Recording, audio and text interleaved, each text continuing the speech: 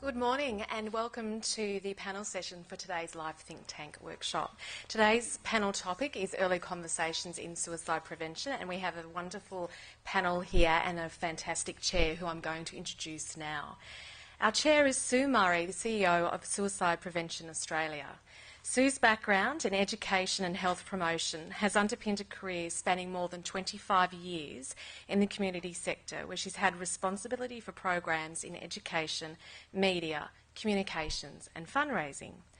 After 10 years leading the National Breast Cancer Foundation, positioning it as a highly recognised organisation and raising $100 million for breast cancer research, Sue built on her experience to establish the George Foundation for Global Health. Now she has moved into mental health promotion as Chief Executive of Suicide Prevention Australia.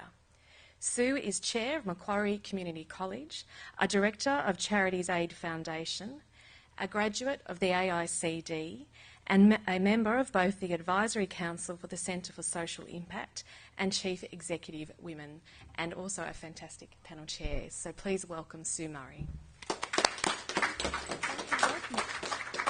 Thanks, Charmaine, very much. And good morning and welcome to our panel session this morning. As Charmaine said, we have four wonderful speakers, and I'd like first to introduce those to you. First, we have John Fennelly. Many of you will know him, in fact, probably all of you know him, as the Mental Health Commissioner for New South Wales, an appointment which he moved to in August 2012. And the position that he's very well qualified to hold with his extensive experience in the mental health sector. He was previously Deputy President of the Mental Health Review Tribunal from 2007 through to 2012, and prior to that, in his role as Assistant Director with the New South Wales Department of Attorney General and Justice, he was actively involved in mental health policy and law reform. He served on the board of Schizophrenia Fellowship and government boards and committees such as the Youth Justice Advisory Committee, the Child Death Review Team, the Legal Profession Admission Board.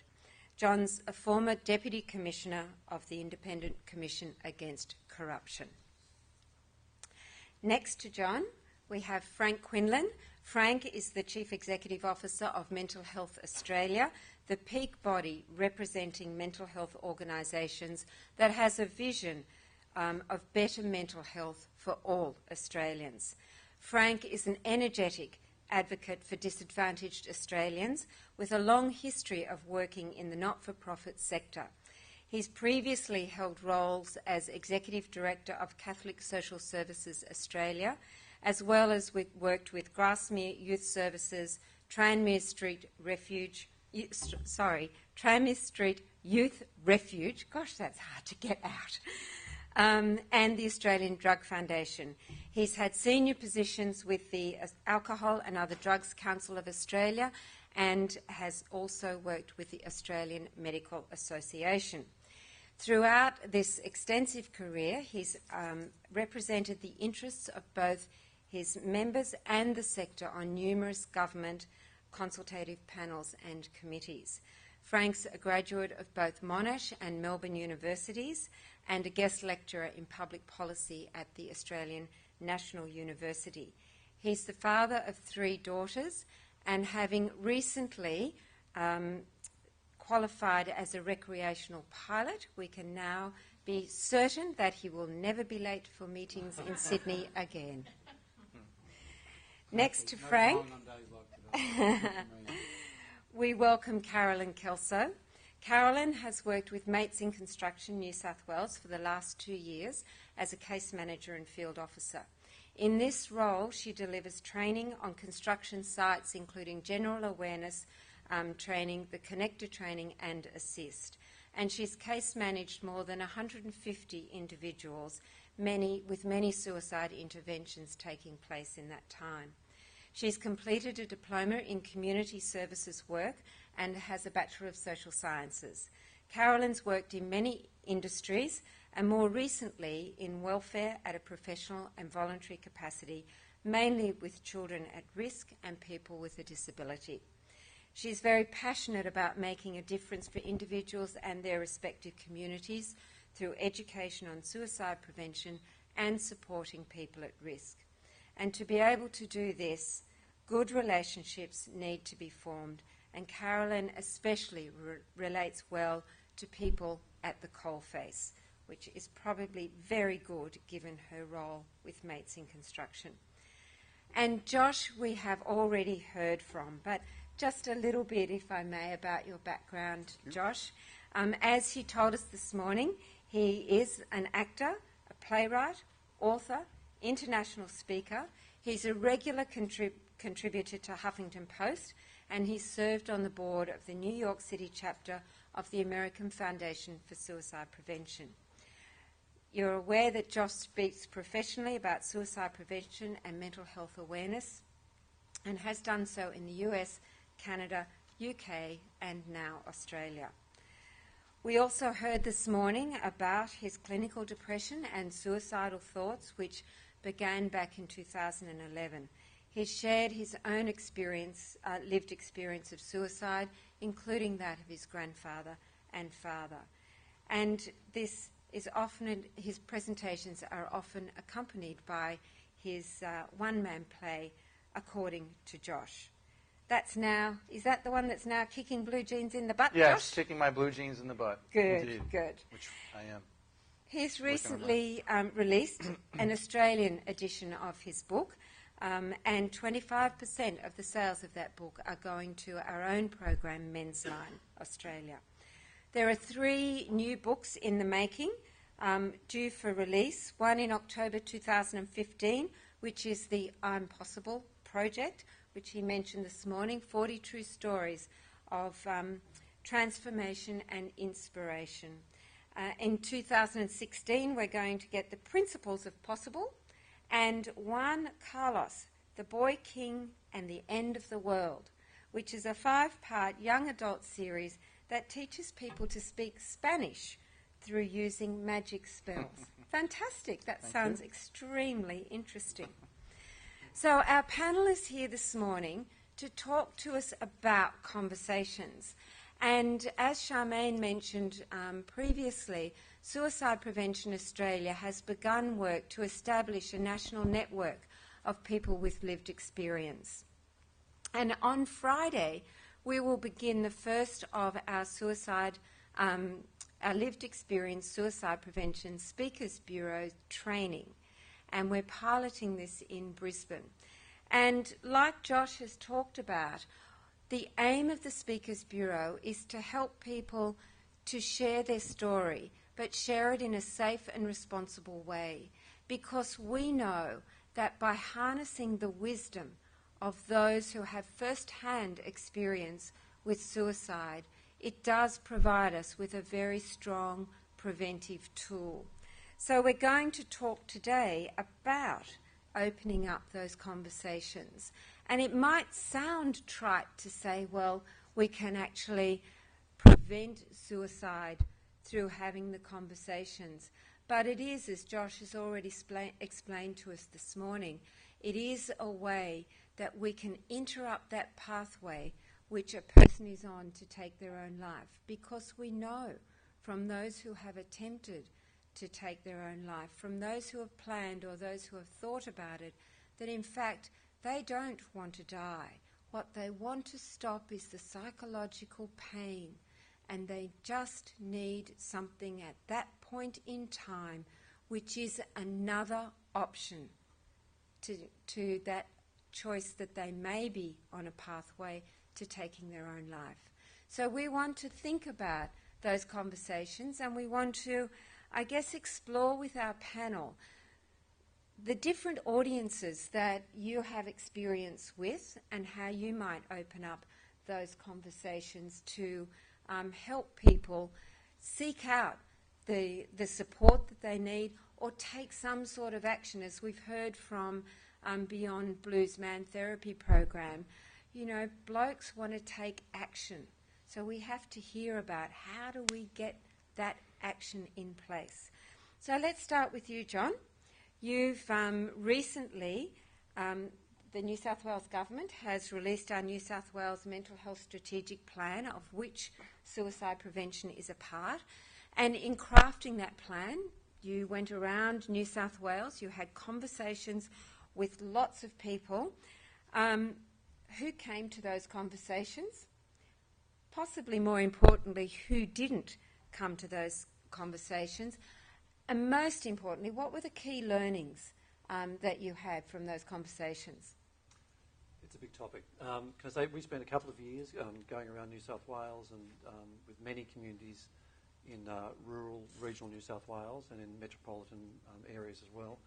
And I think what we found was that people were very willing to engage on the general subject of improving mental health services and also, in particular, improving community mental health and trying to shift, as the Commission has been saying for some time, the effort and the locus of care from hospital-based systems to community-based systems. And frankly, a lot of the effort in all of this space isn't going to mean much unless we can offer people some hope that there will be services in the community to provide follow-up. So in that context, we certainly got very good engagement from the community. And what we learnt was that conversations in this area are very difficult. So whether it's just the usual conversation of, are you okay? And if they say no, what do I say next? Or is it the more difficult conversation when you actually really are worried that somebody's on a downhill spiral? So the work that's going on in that space, of course, was commenced by the Hunter Institute for New South Wales in relation to Conversations Matter, which is a product the Commission supports. And that's really about helping people to know how to have the conversation. And that's for everyone. I mean, we would hope that as things sort of roll out and we move on in this space and we reduce stigma, that we won't be just thinking of the professionals in this space, but we'll be thinking of the hairdresser, or the taxi driver or the bank manager who encounters people on a daily basis and are often told stories by people about how they're feeling. And yet they often aren't equipped with the sort of the language or the knowledge of knowing what to say in response. So that's one thing, and that's to say, at a high level, that's a relatively straightforward strategy for our Anglo-Saxon community. What's much more challenging, I learnt this with Barbara Perry and her electorate when we did a suicide prevention march, and we did the march because when we got the community together and we had people from many and varied communities around the world, but including a lot of refugee communities, who told us in a forum one night that in their community it's hard to talk about the subject matter at all. So that the idea of talking about suicide is very, very shameful. The idea of talking about mental illness is very shameful. And we realised through that we needed to commence a whole new piece of work with those communities, which would come up not with trying to just translate the product, but rather come up with a product that was necessary for them, that would make them be able to have those conversations. Because if we think of this from a service point of view, we'll never get there. It has to be about the community owning this and feeling empowered to do something about it.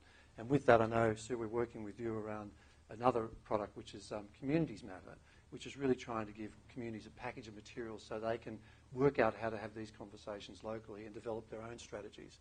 Because New South Wales, 800,000 square kilometres, it looks different everywhere. So there are different challenges in rural and remote communities to what we face in the city. And so it's all ultimately about the capacity to have that conversation. Excellent. I should say we are going to have a session on questions from the audience, but if you would just bear with us and take notes on the questions you might want to ask, we'll go through and have the discussion with the panel first and then open up to the floor for questions, if that's okay. So yes, conversations aren't always easy to have, and Carolyn, you've got quite a tough audience to crack in those young men and older men particularly that you deal with on construction sites. What have you done to engage those men and possibly women on construction sites in the conversations? Right. Well, that's a big question once again. We actually deliver, we're not a training organisation, it's like a community development program that we try and create on building sites and in workplaces where it is construction focused. And what we find is even our general awareness training, which is a 45-minute talk to include everybody on a site, that actually gets big burly blokes talking about this stuff. Not just blokes, obviously there's a lot of women in the industry as well, but it's about 98% male dominated. But basically what I've found is, and we have 3 levels of training, which the next level is suicide alert helpers, and people are actually equipped more to be able to start those conversations up and identify even more when someone's doing it tough and know the steps to take, which is really important. But our philosophy is anyone can talk about and look after their mates. And what I have found is we ask a question, why, because men actually are suiciding more than females, as most of you would know, but men actually do want to tell their story. I really do believe that. As a case manager, I make contact with men and women every day, and they tell their intimate stories to me, and are quite happy to do that. The problem with people don't share their stories if they're not invited to do so, and that's something, a cultural thing in this industry and all male-dominated industries, I would say, the mining and so forth, where the old saying is, when someone has a lot of stuff going on, or build a bridge, get over it. Have a teaspoon of cement, harden up. Stuff like that, we actually promote that. That's not very helpful when someone's got stuff on. By inviting someone to talk about what is going on in their life, that alone can actually stop a suicide, just allowing for someone to share. And I'm glad Josh was talking a lot about stories earlier on, because I do believe everybody wants to tell their story, and we're creating in a community development program that we try and do on each work environment is that it's okay to ask for help. And most men and women, particularly men, they struggle to actually ring a 1300 number for help. We do have a 24/7 helpline, but we train construction workers, at the coalface, how to actually help their mate in a crisis situation, and then being able to connect them up to the appropriate help. We don't do the counselling. I'm not a counsellor, but we connect people up to the appropriate help that they need. Okay, thank you. Frank, you in your role have political leaders very high on your agenda for having conversations.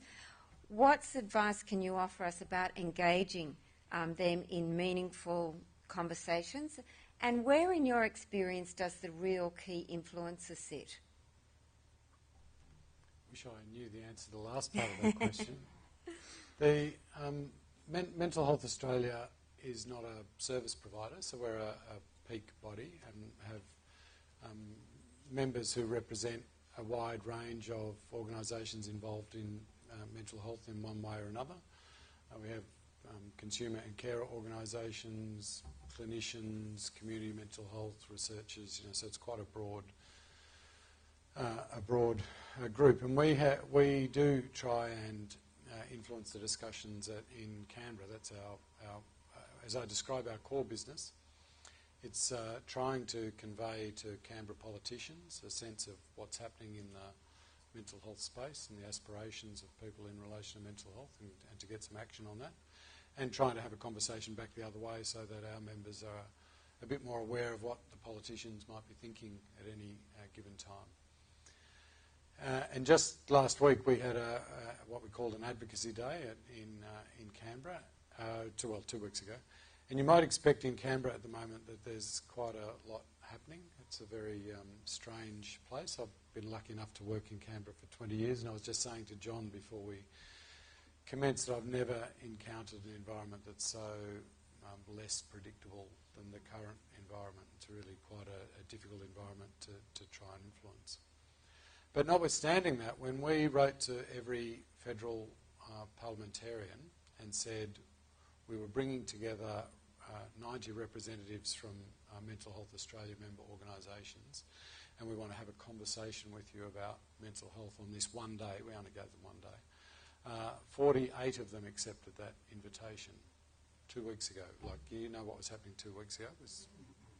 So that filled me with quite a bit of hope, actually.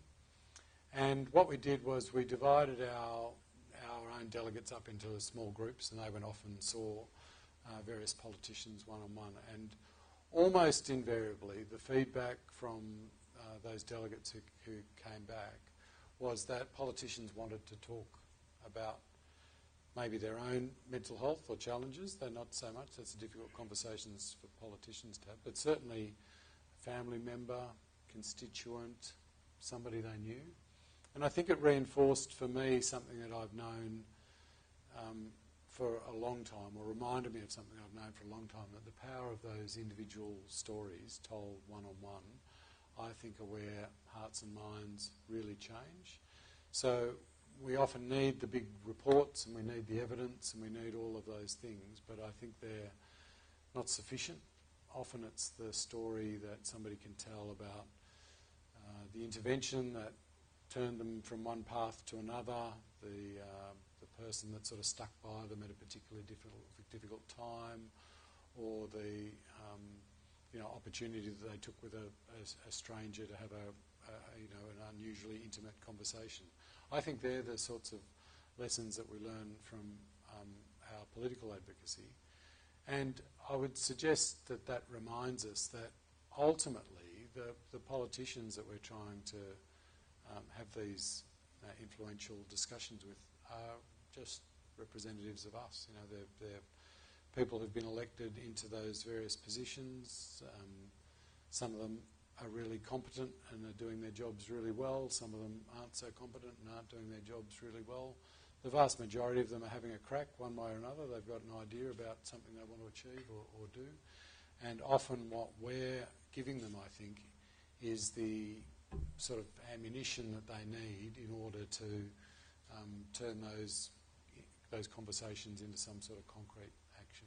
So it's a hard environment, but I think the power of those personal stories can't be overstated. And certainly I was part of those delegations that were in Canberra a couple of weeks ago, and the politicians that I was involved with, they focus very much on what they can do in their electorate. So it comes back to connecting with them to connect with the people who have put them in that position of power. So they were very interested in sharing information and their experiences, but spoke very much about their own electorates and the people within those electorates. So I think that's a good lesson. Think about where your local politician and how you might be able to influence him or her in relation to suicide prevention and the conversations. And you can't tell me where the key influencer actually really is. No, just at the moment. I know Centrebet's running a book on key influences at the moment, but I do think it's I said to our board yesterday, I think it's quite genuinely a very difficult place at the moment. I think that the uncertainties in leadership, both in the coalition and in the Labor Party before them, have created a sense of uncertainty for the public servants who are beavering away trying to do the right thing, but are often paralysed because of that uncertainty in the political leadership. So I think it does make it really challenging at the moment to identify key influences. Yeah.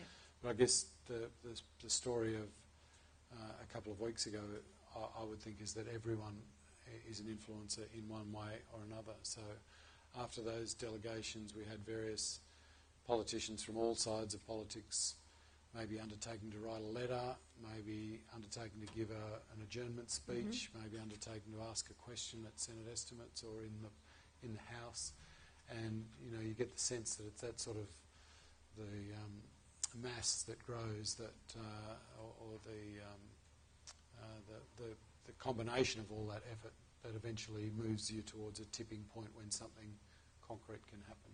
And of course, the big challenge is to keep that momentum going. Yes. So interestingly, when I began my role at Suicide Prevention Australia, I hadn't had any, and still don't have any, direct personal experience with suicide.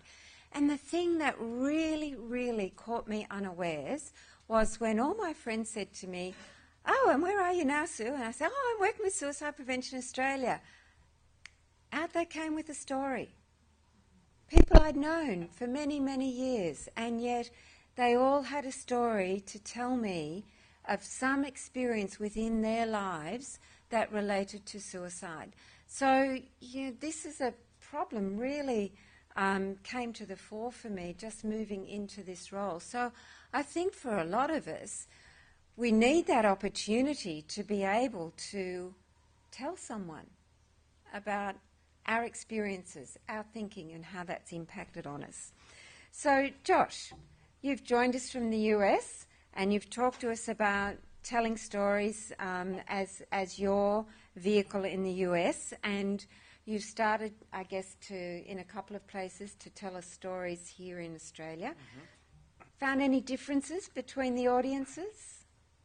Differences. In terms of, I guess, painting with broad strokes, it seems to me that in Australia, and you may, because you're in it, and so you see what, you know, it's hard to see that growth sometimes, but I think Australia might even be a few years ahead of what the U.S. is doing and the openness and the vulnerability, and yet we still strive for that, and we still want that, and there's plenty of that conversation here and in Canberra, where we were 2 days ago. But generally, when I tell someone in Australia, you know, I'm on airplanes all the time, and your seatmate, what do you do? Well, what do you do? And everyone does something. I'm a clown. I'm in government. I did do whatever. Sometimes it's both. But generally, I tell them what I do, and I say I do theater, and I talk about suicide prevention. In the States, sometimes the air sort of gets a little tight, and it maybe leaves the room. And then, but in Australia, it's usually, oh yeah, that's an important thing to talk about. Oh, that's great, and I hear that a lot. So that's very encouraging. Some similarities, I think. I love the sort of the lobbying aspect and bringing people down to Parliament and getting them to tell their stories in an effort to influence parliamentarians and people in government and legislation. And we are doing that. We obviously have more rungs of government. There's about 10-ish times more people in the U.S., so there's a lot more layers to go through. But there is a senator in the U.S. who lost his son to suicide, and it was that story that effectively enacted $250,000 over a period of 3 years. 17 of these grants go out every year to campus-based services and youth services. So that, in effect, has been around for, I want to say, roughly around 10 years. And so that's fantastic. So things like that are happening, and stories are the thing that's going to save us and the thing that's going to push us forward. And then we're seeing that, and that's fantastic. So I think there are some similarities, and there are some differences. But I see a lot of things. We're trying to find our footing. This is a very fluid industry that we're in, and we're making progress. And yet, you know, it seems you take 2 steps forward, and then something else comes at you, and that's okay. That's with any industry, I think. But I think we're meeting those challenges head on, and we're learning how to work together. And I think that's a fantastic, whether that's across the ocean or just here between states. So I think that's fantastic. Great. So you all have different audiences. You're all having conversations. We've got a professional audience here. So many of them are responsible for starting these conversations and probably have certainly far more experience than I do. But in your experience generally as members of the panel, what have been the best what are the best conversation starters that you've come across to ensure that you're opening that conversation in a safe and responsible way? Because this is the thing, Josh, you talked about a lot this morning, and we all know about the importance of making sure the environment in which we do open up that conversation is one that is safe, supportive, and as professionals, as we heard this morning, responsible. So maybe Carolyn. Right, you talk about, am I on? Yes. Environments. Now, well, any environment you can talk about, but in particular, the industry I'm working in, obviously, that they feel more comfortable in a workplace situation. Like I've done a suicide intervention on the side of a road on a rock with he just got out of his excavator, and we had a really good chat, and I intervened on suicide there. But these conversations can happen anywhere and at any time. A lot of the time I do the interventions over the phone. They are my main ones these days because due to the fact there's only 4 of us inmates in Construction New South Wales, and we obviously need more staff, but the funding element does not allow us to do that, so we can't be everywhere at the same time. But sometimes when people are taken out of their own comfortable environment, they may not necessarily talk. And I had a guy, they actually people need to be able to trust you before they open up. Some people just blurt it out. I had one yesterday afternoon, just blurted everything out, and I'm going, oh, blimey, that's a little bit very intimate. Where some people have to actually build up some trust. So just monitoring that and prodding people. I had a guy I was with for a whole hour, and I thought, oh, it's relationship problems that he needs help with, such and such. And he said, well, actually, I lied to you, Carolyn. I've got a note in my glove box right now, a suicide note. I go, oh, blimey, well, this is a little bit more serious. So, but he had to take that time before he could tell me. But quite often, I mean, in my job, I'm asking people every single day, are they thinking about suicide? With the people that we follow up, and I case manage people on a regular basis. So, yeah, the environment, it's important, but it can happen anywhere, though, really.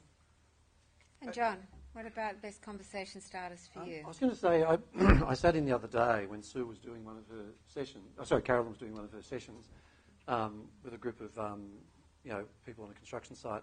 I thought what was really impressive was that in a very short period of time, she gave them some really, really critical information about the reality of suicide and building sites. And I think that alone, of course, has the effect of opening up the room. Because when we arrived there, you got a group of mainly blokes in the room, and they're all making jokes and having a go at each other. And Caroline sort of, could just control the room really easily by getting them going. But as soon as she started giving them, at a very high level, just some critical facts around mental illness and suicide, it just changed the temperature in the room. And even though the joking still went on a bit, it just changed the nature of the joking, and people were listening. And they were much more inclined then to respond in a serious way or in a real way to the questions that Carolyn was posing. And I think that's true, can I say generally, of doing a couple of years of consultations around New South Wales, is that you're not really consulting with people unless you have a level playing field and you give them the information they need. So if you go into a community and tell them something that they may not know about the facts about services or suicide, then they've got something to really work with. Because otherwise you're in the power position, you've got all the information and you're asking them to talk to you. And I found that really opens up. So in terms of empowering communities to actually have that open conversation, I think a little bit of information goes a long way. And I think in a way, one of the reasons why I think we're lucky in Australia, you've got a lot to do, but if you look at the last 10 years and think of the impact of organisations like Beyond Blue, Black Dog, which have made mental health and well-being and suicide a pretty regular sort of conversation in our media. And I think that's really softened up the ground. But the trouble is now, of course, is the expectation is understandably a lot higher. Because we've done a lot of the work, we restrict access to guns and we restrict access to dangerous chemicals and drugs, and with all those things we can do, now we've got to really say to communities, if you have the conversation, it'll be meaningful because we'll be behind you with the services and the responses that are necessary. Because that's the one thing, of course, if you ask somebody to come forward and talk openly and then don't have anything for them, and the mining industry, I think, Sue, as you know, is really concerned about this. It's saying, we want to do this. We want to encourage people on our building sites to come, on our mining sites to come forward and be open. But we don't want to let them down either. So we have to have that follow through. I think in my head, I know it's a professional audience, but people wear different hats. You're a parent. You're a school principal. There's different things. And so I think, for me, you always want to bring the context back to, if somebody feels comfortable opening up to you, you want to be able to know, or to be able to talk about that there's hope and there's healing at the end on some level, or where there's a service provider who can sort of take that person the distance in getting the help that they need. For instance, I think a lot of parents that I run into, especially, I only really am in the States, when do I talk to my kid about suicide? How do I have that conversation? You have it. Kids are taking their lives at as young as 6. And I have a friend who has a 4-year-old, and so sort of making a congruent analogy, the little girl, she's adopted, and she knows she's adopted. She's been told that ever since she was as long as she could sort of speak. And the point of that is she doesn't quite get it. She knows that she wasn't born in mommy's belly, but she doesn't kind of understand all the rest of it. But she gets what she gets. And so we make sure that we can talk to kids as young as 6, maybe 7, 8, whatever. And we make sure that they have as much information as they can handle. For instance, going back to my own lived experience, if it wasn't such a taboo topic, and if we were allowed to talk about it in my home, I would have had coping skills at the age of 27 when I went through my suicidal crisis, and I would have been able to deal with that in a different way. Additionally, with my father and how he was handled in his suicidal crisis, and something we didn't see, and it was sort of the aftermath, we got a clearer picture. He was a religious man. I'm not. But I realize how important faith plays in a lot of people's lives. In my father's instance, he was in church 10 times a week, literally. Yeah, about that. And so when he went to his counselor at church, that person, instead of having that training or being willing to have that conversation, they sort of compartmentalized it to, you're a sinner, and you need to get your head right, and you need to get your heart right, and that'll get your head right. And that's not helpful, and that's not useful. And so there's people in positions of authority all over the place. It's not just church, and a lot of them are doing great things, and that's true. That's a true story. But I think we need to be open and willing to have these conversations wherever we are, and be willing to. It's difficult, but just like any other conversation, maybe in a relationship. You got to push through it, and at the end of it, you resolve something. So clergy, mentors, anyone out there, I know there might be some people tuning in who are not clinicians or who are not service providers, and they might be interested for a different reason. Get that training. Talk to the people in your community and figure out how you can be able to open those conversations up, because it saves lives and the help that you provide. Adversely, if you don't approach that properly, it can have a terrible effect, as it did in my father's case. Just want to play off on that, Yeah. Frank. I'll come back to you in a moment. Sure. But just going on from that, John, you mentioned about the taxi driver and the hairdresser, and we all know we tell our hairdresser everything, don't we? But this point about having the skills to actually be able to address that when that conversation comes up. As service providers, as professionals working in the field, I mean, that's a very daunting thing to think, how am I going to reach all these people in order to give them the capability to respond appropriately when a circumstance might arise? Oh, great one, running mental health in New South Wales. I really tricked you, haven't I? mean, this is a challenge. This is a real challenge for us, isn't it? It is. Because we are risk averse. And I think people care. That's the really big and I think encouraging message, that most people do actually care. They just don't feel confident. So they feel embarrassed about going into an area where they might not know how to cope. It's a bit like public speaking. Most people are scared that if they get up, they won't know what to say. If they know what to say, they're happy to get up. And I think if we can do that, so I think, I'm serious. I think that there's no reason in the world why hairdressers and taxi drivers shouldn't be able to understand that you don't have.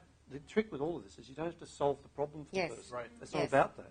It's just about being there and maybe having some information that might be useful to them. And I think there's a lot. I think, can I say, it's similar in the domestic violence space. You imagine if hairdressers and taxi drivers had just a little bit of information, because they see this stuff every day of the week. What they don't have is the thing to give the person that might help them go to that next step. So I think we should be actively, as we work with communities, we should be looking at the strength of the local community. You go to, I went to Wagga once and I got picked up by a taxi driver, and I was going to a forum at which the minister was speaking. I learned so much about the local politics, including some bizarre thoughts this man had about mental illness, which I'm glad to say he changed by the time I got to the centre. But I just thought, what an opportunity. Changing mental health one person at a time. That's right. Well, he could change a lot per day. Yeah, I think Can I add to that, Sue? What we do, we do training sessions, and we've done over 16,000 workers in general awareness training alone in the 2 years that we've been going in New South Wales. Now, what we encourage every worker to do, they get a workbook and generally a newsletter if we have them. Take them home, talk to your families about it, because it's a ripple effect. They've learnt something there and then, so they can go and talk to their families about it. And I'll give you an instance. My daughter at 17 at school, another girl in her year actually attempted suicide. So she came home, she was lucky enough we could sit down and have a good old chat about it. Now the next day she went to school and she chatted to her friends that were struggling to get through. So even just that ripple effect from me to her friends, the opening up the conversation, and that's the sort of stuff that Josh was talking about, that that you can actually start talking about it, and it's okay to get the help. Yeah. And Frank. Yeah, sorry. no, you're fine. I was thinking about this in the lead up to today about awkward conversations, and I was remembering my father taking me to sex education at a Christian Brothers school, way back when, and we had to traipse down to this Father's Night, Fathers and Sons Night, and we had to watch the film that the Christian Brother put on and projected. And then we're on the way home, and Dad said something like, "So, that film all right?" And I said, yeah, it's all right. And he was relieved. I was relieved. That was the end of the conversation. But I reflect now as a father of my youngest daughter's just gone 20, and my sense is actually much more optimistic about young people today and their openness. And I think we often think about, and rightly we think about stigma as the barrier to the sorts of conversations that we're trying to have. But sometimes I like to conceive of that what we're actually doing to our young people is sort of detraining them.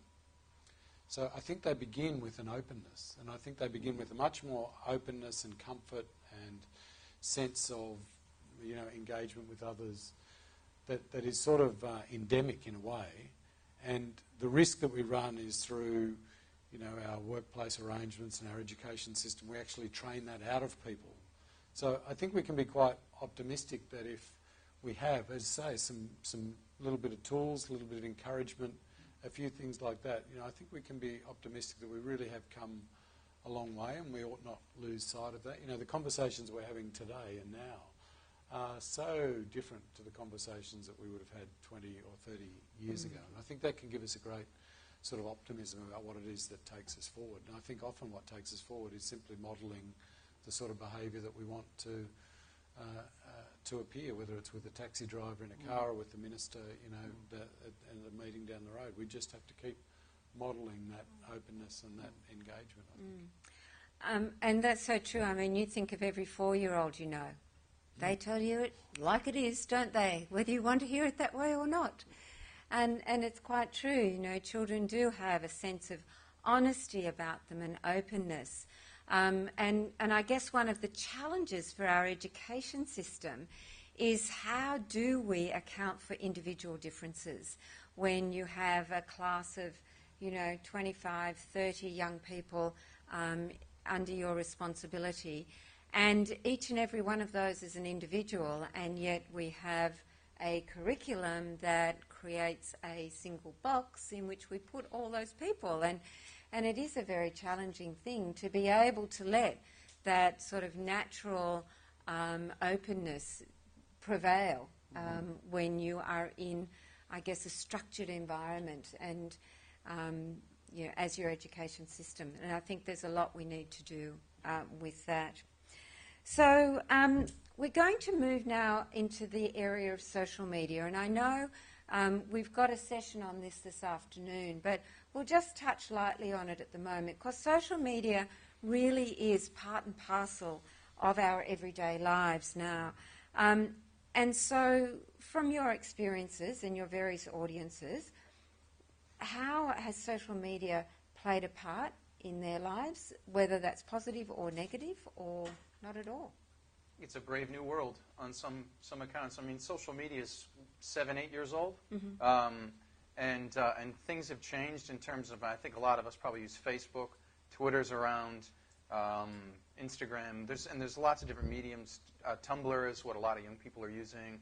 So it's microblogging and short bursts of text with video and pictures and stuff. And social media, we all need to get on there, and because those conversations are happening with or without us.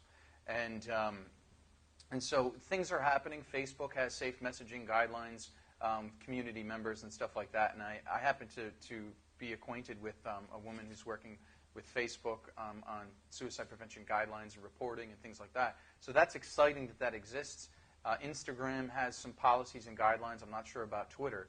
On a personal level, I've actually intervened twice with someone who is thinking about making an attempt on their life, both on Facebook, and thankfully both are still alive today.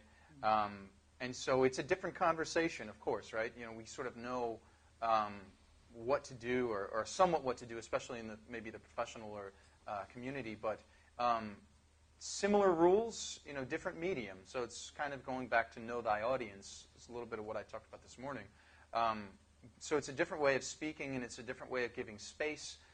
But frankly, it's a great thing that these guidelines and things exist, so that they're there to help us and help report in case someone's going through something that we just can't take the distance in terms of encouraging them to getting help. But you know, I think Mindframe is doing some stuff around this, and so we're excited to hear about from them later. But I think, you know, we need to be adaptable to it and not adapt to it too late where we're playing a ton of catch up with this space. Which is a challenge for us as organisational leaders. John? Look, I was going to say on Sunday night I attended the Realise Film Festival, which is a film festival for young people. It's about cyberbullying, essentially. And they came up with this concept, Woollahra Council and Waverley Council, of having a film festival. Kids make films on their mobile phones about themes. And so last year it was more directly mental illness. This year it was cyberbullying. And it's really amazing because what you've got is this new space where we haven't got a whole system of manners around it and natural social rules around it. And so we're playing catch-up with that space. And so it's both for us, it holds out some hope for the future in terms of the capacity for us to do a lot of mental health prevention and early intervention by using those mediums. But at the same time, you know, there's a whole set of rules around the fact that, look, you know, some behaviour is just frankly cowardly and unethical, and the fact that you've got this secret forum in which you can do these things, of course, gives some people a lot of Dutch courage they wouldn't otherwise have. And I think as young people start to call it, I think we'll be a lot better off in this space. And that's certainly what was happening through this particular initiative, the Realise Film Festival. So I think we've got a lot to do in terms of, have your rules and all that sort of thing, but ultimately, you know, as young people are coming through, they just need to know that just as it's sort of it's cowardly and wrong to sort of hit somebody, you know, when they're not looking, it's also wrong to misuse that space in a way that really damages somebody and has led and does lead to suicide. Just a quick add-on to that. There's a whole new sort of industry. Not sort of. It's an industry. It's a safe use of technology. And I think depending on your role in your respective organization, or even as a parent or uncle or whatever, this is fantastic because it's sort of guidelines in this wild west, this brave new world of what's going on online. So it teaches teachers, parents, community organizers, you know, how do we sort of catch up and how do we create manners around this? I think I don't work in the industry, and so there's not an official plug, but I've been trained somewhat, and I really think that what's happening there is something that we could probably all use at least a course in.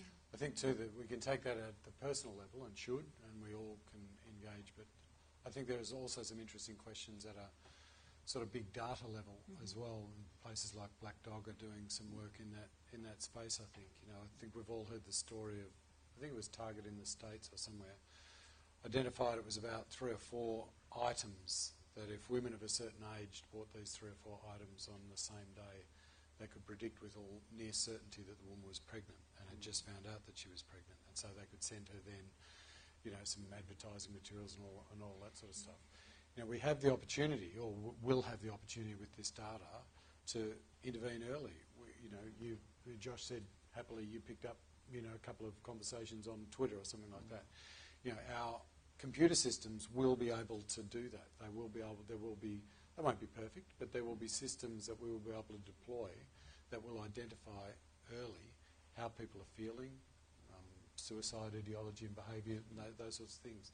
So in a big data sense, I think we're miles behind in terms of, you know, miles behind commercial sector in terms of mastering those tools and saying, well, how can we use that macro level data to do a much better job of intervening early or picking out demographic groups that are at risk or spotting trends and so forth. You know, I think it's a scary new world, but it is a brave new world in lots of ways what might be achieved in that space. I've got this really bad feeling, Frank. You know, I'm sitting there not feeling so good, and someone turns up on the door and says, "Look, we've just been looking at the data, and you're not doing too well." Now I feel really bad. Yeah.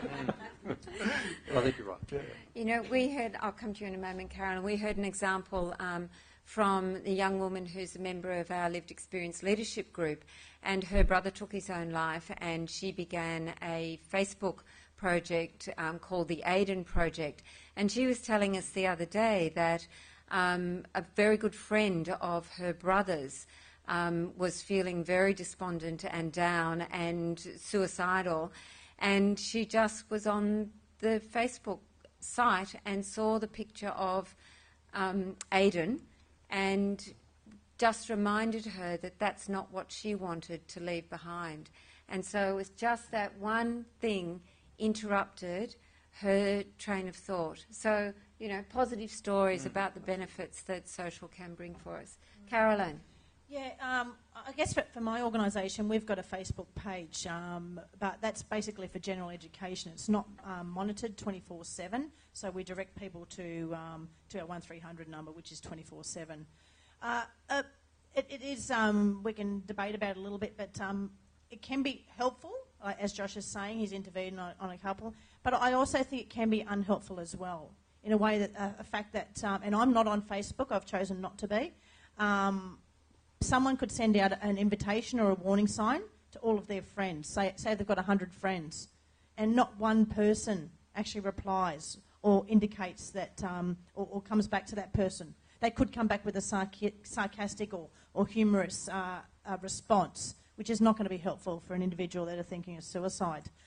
So if they don't get one person that picks up that they might be thinking of suicide, that would be more damaging for an individual. So that's my only concern with that. If it's picked up, I suppose very difficult to do it 100%, but that'd be my fear with social media outlets. Yeah, no, but you're absolutely right. I mean, that happens a lot because people don't know, and it's that Dutch courage and all that stuff, and so there's a lack of manners. But the fact of the matter is that this conversation, it's not going anywhere. It exists, and so I think it goes back to the safe use of technology and how do we respond to that. And I think a lot of times it goes towards bullying. That's what I see, anti-bullying. Because that's an easier conversation to have when you're integrating it into curriculum or whatever with the safe use of technology. But we need to actively push for how do we have these conversations of suicide in the media. And just a quick tangent point, and it sort of touches on the Facebook page and the referring. I think, and I see we're already wearing 10 hats in the organizations that we have. But I think we do need to be proactive, at least having something like that as a resource page, because we're not around 24/7. But if there is something of a component where you can blog or microblog, however it is, because mates aren't going to be on Facebook and like, oh, I can't wait to see that meme of Patrick Stewart and putting his hand in his face and seeing what they don't do that. But kids might do that, parents might do that, and so it is, of course, knowing your audience, but there are these conversations happening, so blogging, Twitter, I mean, I guess it's sort of know thy audience again, but being more proactive rather than just like sort of the intervention model, but I think being proactive is another good thing. I also think too, if I might just jump in, how do we build a community of interest? You know, social media is a great political tool because it gives us the opportunity from diverse workplaces and geographic locations, us who are interested in starting these conversations to form a community of interest, to share resources and encouragement, to do all of that, and to do some political activism around some of these things too. So there's potential great value in those tools for networks like ours to help us get engaged. Sorry, can I just add? Go, please. Sorry. I think the other thing is we just don't know enough about this as yet, but the more research I think we do, the more... But I think we can probably assume that one of the upsides, of course, is that we just know with mental illness generally, and certainly with suicide, isolation is a really terrible thing. And what we probably are seeing the benefits of is the fact that, of course, social media can make people feel less isolated, make them feel part of a community in a way that most of us would never have experienced when we were growing up. Now, we don't know, there's good and bad in all of that, but I think we'll develop a more sophisticated understanding of the extent to which people can, even if they're perhaps living remotely, suddenly feel that they're part of something, part of a community, and that connectedness is probably protective. Just a quick thing to jump. Sorry, just one thing to jump on what Frank was saying about cultivating a community. I happen to be a part of it's not anonymous, but it's sort of a secret. So it's not a public Facebook group, but it's a side group, and it's pretty fantastic because it's for people who've lived experience and who have actively had suicidal thoughts at one point in their life or even made attempts. And so what that group does, there are people working on various projects within these, all over the world, in fact. And so it's an encouragement. It's something so we can sort of tap in. Yes, I'll help you with that media interview, or hey, I'm struggling today, and what does anyone have to say? So it doesn't replace the psychologist. It's a peer support tool. So that exists, and that is a cultivating of a community. So that's another positive thing. Yes. Just to sort of jump on what Frank was saying.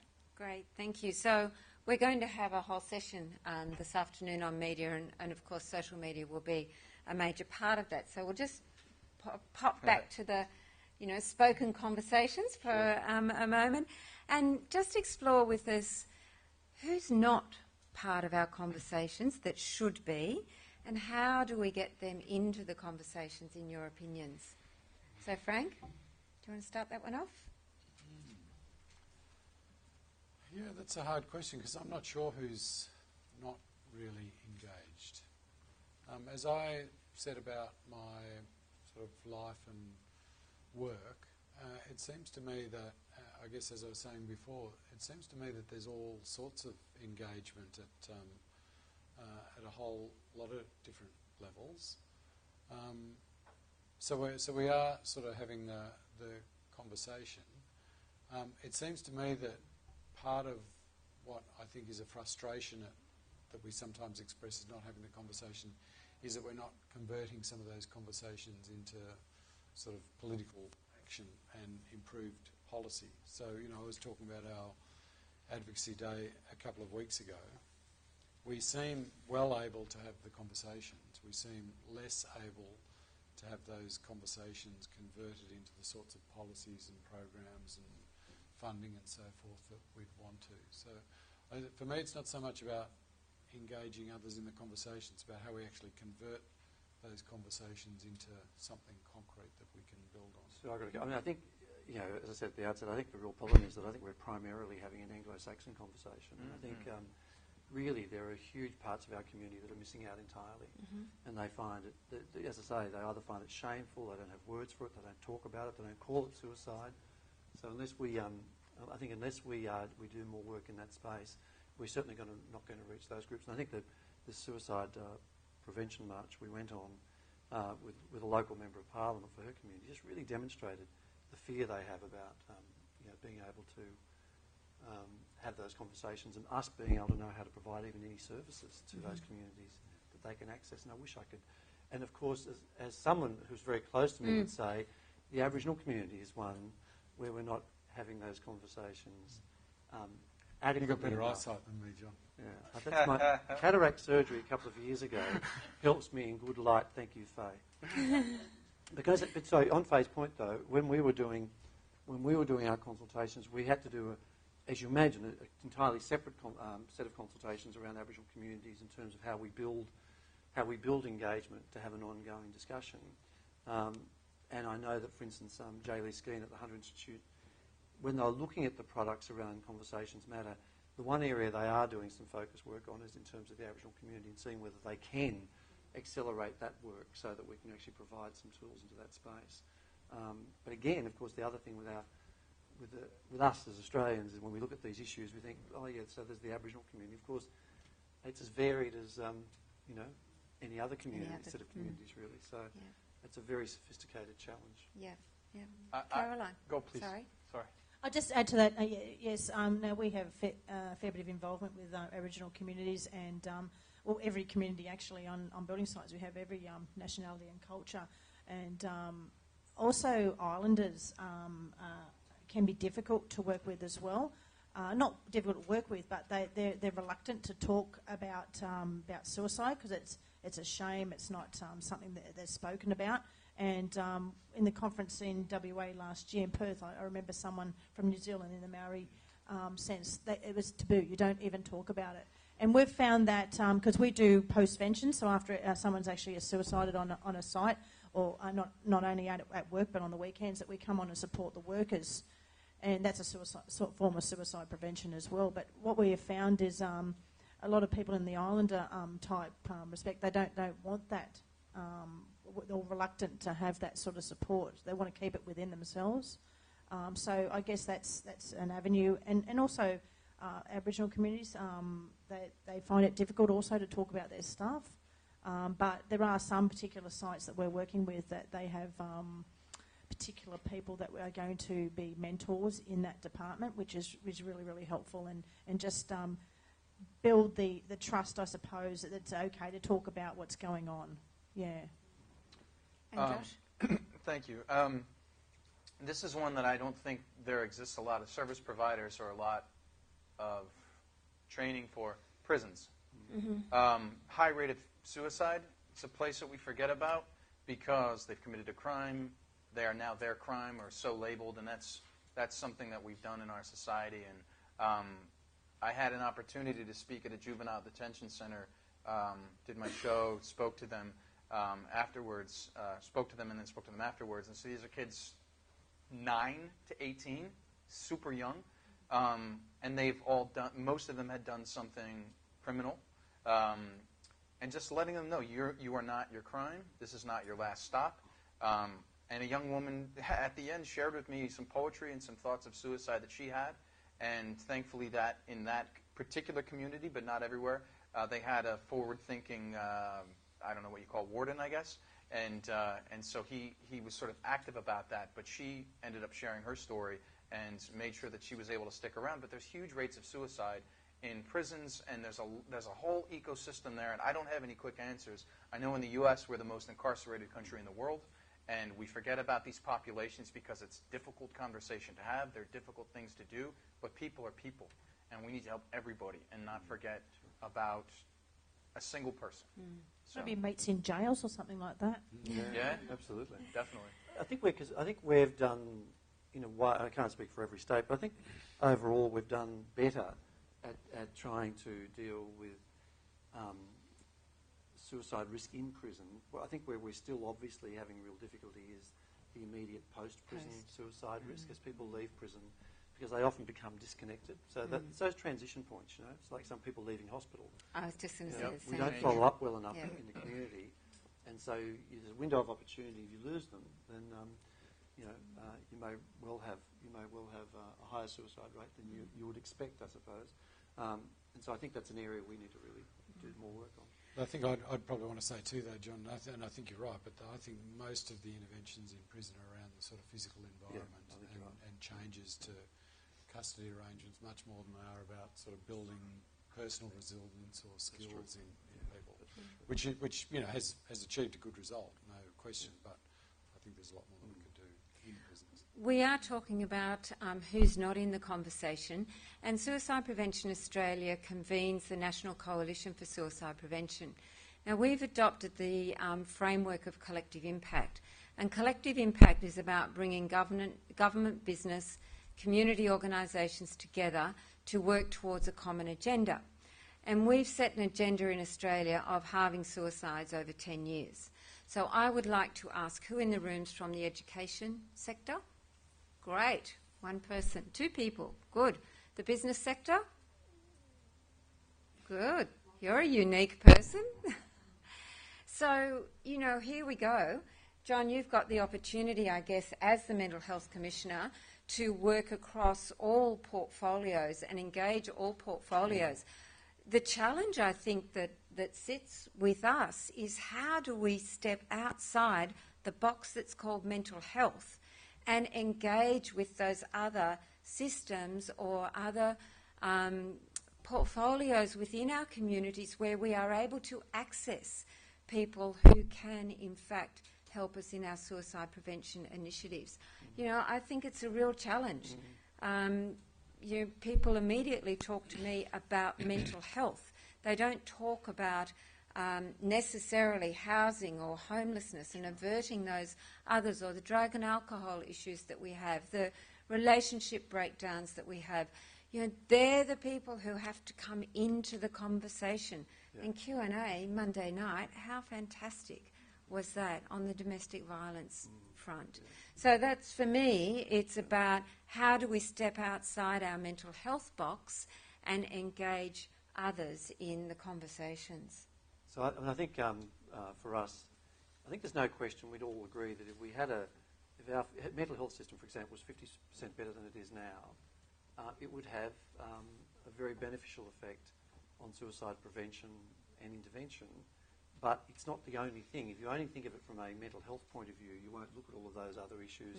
So one of the areas that we're really keen to explore in New South Wales is that sort of holistic approach of getting a systems approach to suicide prevention, where you really take all those evidence-based approaches that everybody knows about, but you get an entire community, its leaders through to its providers and to its consumers and carers, to agree to actually, in a rigorous way, apply that systems approach right across the board. So you do all of those things. And the thing is, a lot of people put their hand up and say, oh no, we're actually following that evidence-based approach.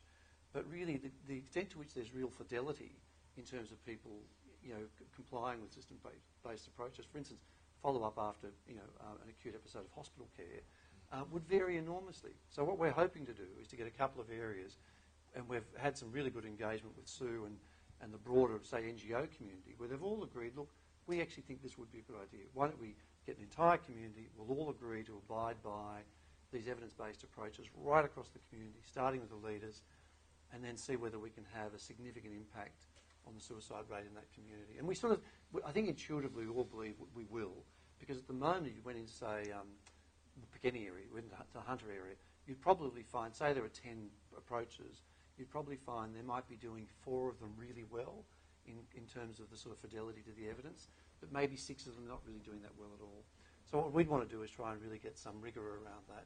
And in doing that, of course, you're saying to the community, it's worthwhile you engaging with us because we actually believe this has some prospect of delivering a real benefit.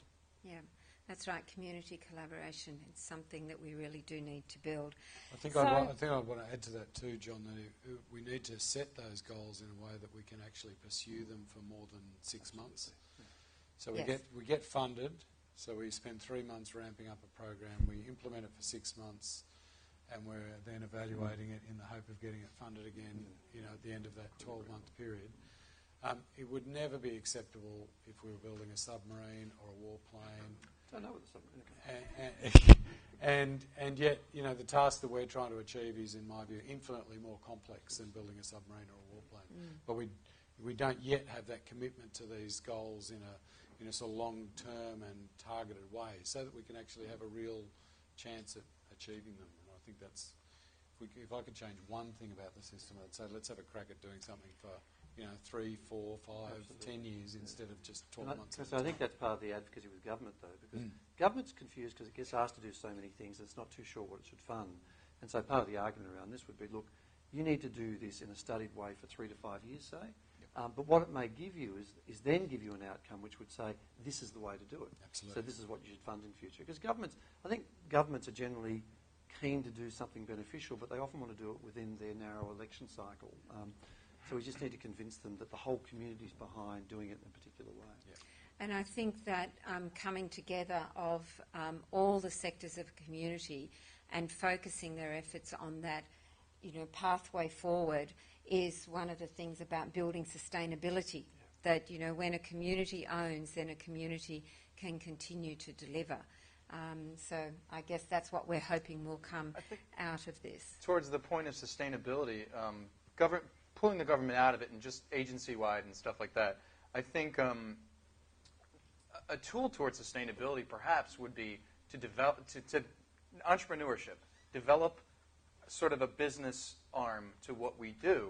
That way we're not subject to year-long cycles and things like that, and it makes things a little more difficult. It's a I guess I throw out the Brave New World again, but in my corner, in my sandbox, that's something that I do certainly on a personal level, developing two sides of the coin, and I know that's starting to happen more a bit in the U.S. because it's difficult to get anything going in a year's time. So how do we do that? Obviously, you have a think tank, and you have you bring your leaders together, your mentors together, whatever. But I really think we need to develop we need to begin to develop. I know that's not everyone's forte of their hat, but we need to bring somebody in who can do that, because these are complex problems and with complex solutions, and I think the success of what a good entrepreneur will do is will find a way to it's sort of like a good improv artist. You work within the rules to create the game you want to play. And so we need to do more of that and sort of combine the two sides of things. So that's my 2.5 cents.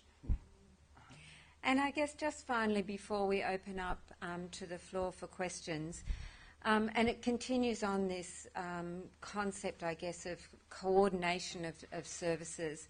I heard last week in a New South Wales health consultation about the Hunter New England area, where they have been delivering coordinated services to clients with mental illness over a number of years now, and finding that is far more effective for the individual. So whatever services that individual is utilising, in fact, the individual is at the heart of the service delivery, and there is links between all services, which, seems like it's a no-brainer.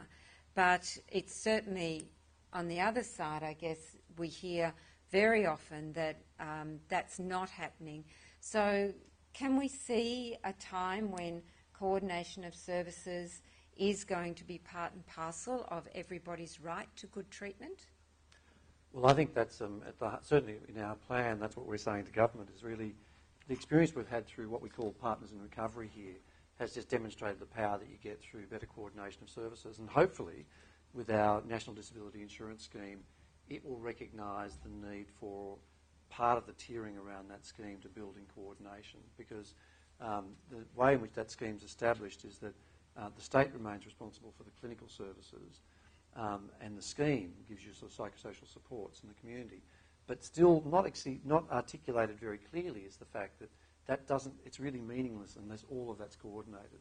Asking a person living with a severe mental illness to find their way around all of those services is very difficult.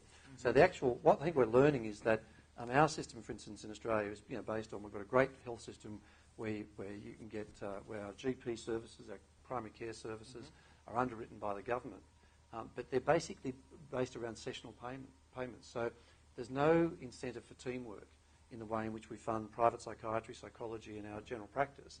And what Partners in Recovery and those initiatives are recognising is that somehow you've got to put money in there which allows for things like chronic disease management and teamwork between groups of people. And I think that's the ongoing conversation, I think, because essentially, if we want to harness all of those sole providers in the community, we need to find a way of connecting them together. Well, certainly drawing on my own background from the National Breast Cancer Foundation and seeing the benefits that were provided back to women when we adopted multidisciplinary care, and they far outweighed any other form of treatment. Women will get a much better deal these days because we have a very strong approach to multidisciplinary care. Frank, comment from you? Look, I think I just want to add the small caution that I lay the problem of discoordination not solely, but largely at the feet of governments. And it's a long story, but governments buy the vast majority of the social and community services that are provided in the community. And every year they get reports from those organisations about whether they've achieved their objectives or not, and 99.5 times out of 10 they do. And so if we have a problem with coordination, it's because we're purchasing the services in the wrong sort of way. When I was in my last role at Catholic Social Services Australia, we did a survey of our members, and they were just, you'd have to describe them as pretty typical sort of community service organisations delivering family support, counselling, youth programs, those sorts of things. And we found that 19 of our organisations were in 620 contracts with state and federal government to deliver those services. One organisation, a regional centre, had 40 staff and 38 contracts. Now, government is buying all of those things. So I just think we have to think of much more creative ways of saying, okay, well, instead of 38 arms of government, state and federal, having a contract with that organisation, could we pool that resource somehow and have a sensible conversation about how, over a period of time, we could target those resources towards the right sorts of programs. And that's not to say there shouldn't be competition in the marketplace. The public deserve to know that they're getting good value for money, but I just think that the public would largely be appalled to see the poor value for money they're getting out of our current purchasing arrangements, which are 12 months at a time and more. And I think that goes back to the point I made earlier about what that requires then is a bit of bravery about saying, okay, for 10 years in the Hunter, we want to pursue these 5 key initiatives, and we need all these organisations to help with how we're going to do that. How can we do that creatively? I think that's the next. I think we've gone almost as far as we can with our sort of current models, and the future has to be about some of those creative ways of planning and buying services. Carolyn, you said you don't provide services, but you do link your clients into services. Yeah, that's right. Yeah, that's right. We don't provide counselling at all, but I just think, on my mind, was just saying it's got to be simplified. Now, I work with people that they have no idea where to go for help, and the system in New South Wales is quite complicated. But if they need some counselling in a psychological sense, they need to go to a GP, get a mental health plan, then be referred to a psychologist or a psychiatrist. It is very complicated for people that are possibly thinking of suicide or in the deepest, the rock bottom. And that's the sort of people I'm talking to week in, week out. And I, as a case manager, I actually try and simplify that for the individual. And following up, that is the most important thing, following up with individuals. How'd you go? Did you go to the GP? How'd you go with the counsellor that you're referred to from the GP? Did you make a connection? That sort of stuff is the most important thing, I believe. But obviously these guys, they're politics. I'm in the politics and stuff. I'm not one little iota. I'm not a clinician or anything like that. But I just need to actually simplify stuff for individuals. And I've got to know, basically, where's the best place to send them to. And I may not necessarily always have the right information, which so if it was a simplified system or simplified less services available and only reputable ones available, it'd be a lot easier for people to get linked up, because in particular males I'm talking to, if they go to a counsellor and they've had a bad experience, the horse is bolted. They think all counsellors are dreadful. So we sometimes only get one opportunity to make a difference in someone's life. Yeah. I think we'll open up to the floor for questions, if that's okay with the panel. I think we've got a wealth of talent here, so let's bleed their brains. So, Andrew, name and organisation, please. Andrew King, Dads in Distress. Just one quick comment to Frank and just a question for all. While all organisations would love, much more simpler funding agreements, from one location, what's currently happening in the Department of Social Services and discretionary grants funding in Canberra is that it's only the big organisations which win all of those contracts. And then you've got a big footprint of a bureaucracy in type organisation which really doesn't have the nuance which this area really needs at the local level. And I think that's while you gain in one way, significant sacrifice is found in another. Just one group. Could I just answer that and say that I agree with you completely, and I think that's about the poor way in which we specify the purchase of services and tendering arrangements. So it ought to be the case, I think, that small organisations with good local connections and local social capital and so forth, provided other systems are in place, really ought to have an advantage in tendering processes, because I think often you're building social capital by supporting those organisations rather than exporting it, as you say, to some of the large corporate raider type organisations. And question? And just the question is, the one group which I didn't hear was separate fathers. I often call it the double whammy of when men lose, or it's their perception of loss, that their job is falling apart and their perceived loss of connection with their family, then that is the biggest risk for the middle age cohort of suicide risk. Any comment from the panel? Well, I probably deal with that day in, day out, Andrew. In 1 week I received 8 cases, and I think half of them were dads that couldn't get access to their children.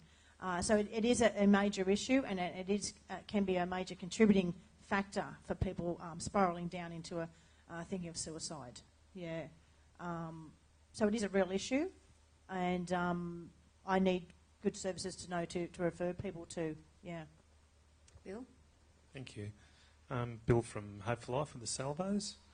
Agree with the comments you've made about tender arrangements, Frank, very much so, coming from an employment background. I suppose the question I really wanted to pose was, when upstream preventative services are either being defunded or they're totally inept, and we know employment services are totally inept, particularly around mental health, how do we have that effective dialogue with politicians? Because it's those decisions that really make it very difficult for the sector to fly the flag on halving rates. So I wanted to ask that question, I suppose, to yourself and John in particular, because I think without that dialogue and without blowing up the siloed thinking of departments, we've just got a structural problem that's to some degree not going to be overcome easily. Yeah, look, I don't have the perfect answer to the question, but I think part of the answer to the question is in the way we collect data and the way in which we report data.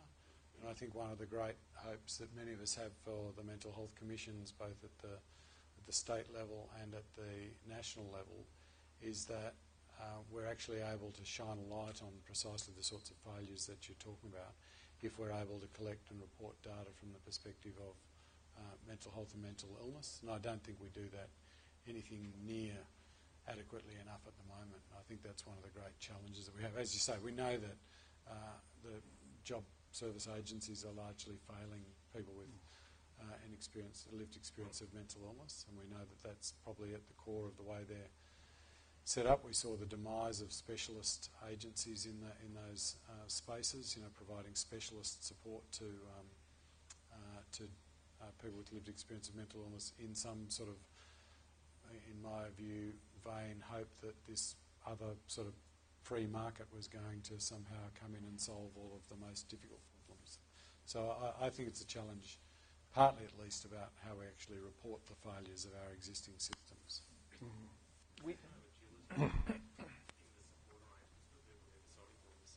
No. No.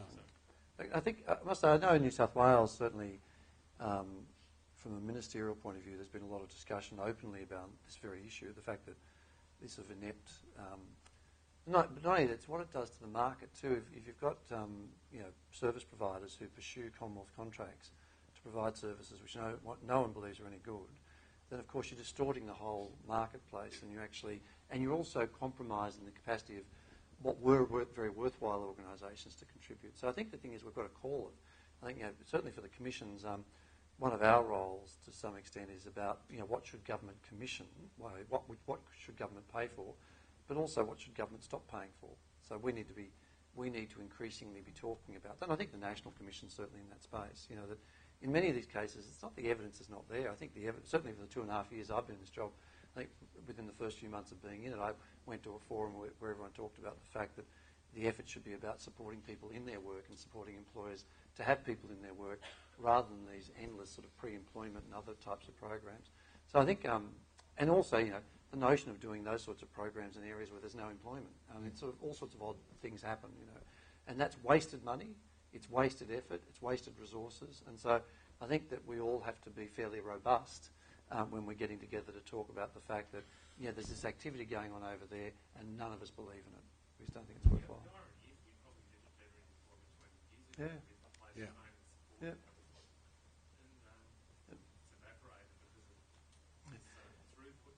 Yeah, can I say, I think the only other thing I'd add to this, and it's probably, my wife's very good at generalisations, but I'm going to try it. I think there is, what I've observed, is that it just seems to me the Commonwealth often funds things without really caring what happens after that. In other words, it thinks it's done the job because it's funded it. It's a bit like doing a plan and thinking you've done the job and you haven't implemented the plan. But I think that it's one thing to sort of fund an area of activity and say, look what we're doing. We're spending all this money. And the Commonwealth, I think, really needs to be much more interested in a very active way in the outcomes of that. Now, of course, it's no good doing that when you're funding things on a yearly basis. But if you actually, say, got a major area of your activity, a bit like, I should say, the disability support pension, that alone is something where you need to ask yourself, we've been doing this for a very long period of time, is that the best way to do that? And of course, we're in that space today. And we shouldn't let these things just trail on forever. I have a family member who, frankly, would have been assisted enormously if 15 years ago someone had said, "Hey, listen, I know you're on the DSP, but what could we be doing with you to help you get back into some activity, not necessarily full-time employment?" But no one really did that with her. Now, I don't know how she missed out, because people swear to me that programs of that sort were around, but she certainly didn't get the support she needed. And I think there's a lot to be learned, as you mentioned earlier, the Partners in Recovery program, John, and I think that's a marker at least of some future. I think that sort of whole area of coordination seems to me to have got a bit of a bad name, and yet seems to me to be absolutely critical to our success. I bought a service for my elderly parents just recently, they have a daughter living overseas, so they're on Skype, they're on the computer, and they ring one phone number now. It doesn't matter whether it's a problem with Skype, problem with their hardware, whether they've forgotten their email password, or whether their hard drive's too full. They just ring one phone number, and these people get it all sorted out. And if they don't sort it out, they get the people who need to get it sorted out. And, surely that's the sort of model that we need Can I get that number? in sort of complex human lives, As you say, people have got to negotiate, they've got to get to the GP, they've got to get the mental health plan, they might get it's very, very hard for people who are sometimes, quite distressed to be managing that for themselves. And we'll move on. Hi, my name's Poppy from Mission Australia. My clients at the moment are multifaceted issues. We're talking about mental health as if, it's a depression or bipolar or something surrogated. My clients have domestic violence, drug and alcohol, cultural barriers, language barriers, money barriers, everything. So a lot of the time, even before we even touch on mental health, I'm preparing them to even accept and grow a rapport. And something like that could take 6 months, and yet our funding doesn't recognise that. And even if it was to recognise it, it doesn't have the outcomes that they want to recognise it. And I guess my question is, we're talking about working holistically, yet we're still talking about the subject as if it's isolated. So how is a policy going to change when we're not even talking about that as a joint issue with all these other elements? That's my question. Anyway. John, you'd better No, start off on what a that. wonderful question that is. Well, I think what you've just described is the problem. I mean, that is the problem. That's the challenge. So the reason why you have to have, say, a mental health strategic plan for New South Wales is because it's so multifaceted. And so, I said to government a year in the job, I said, look, the greatest likelihood of failure in a mental health plan for New South Wales, if you want to improve the mental health and well-being of people and reduce suicide and do all of those other things and increase employment, is to think of it as a health problem. And so, I'll be cautious where I go with this, but the likelihood is that government wants to sort of say, well, the problem sits over there, and so that person's responsible for it. And the reality is that when you really want to substantially improve mental health and well-being and the services people receive, you're talking about their housing and education, all of those other things. You're not just talking about the ambulance at the bottom of the cliff. And so that's the problem. I think that the issue is how do you get government to act in a thinking way in terms of the way it purchases services, but also the way it organises itself to realise the person is not an illness. It's a set of complex factors, including, as I said earlier, cultural factors, which are only really scratching the surface on. No, exactly. That's right. Well, yep. There's more likelihood of me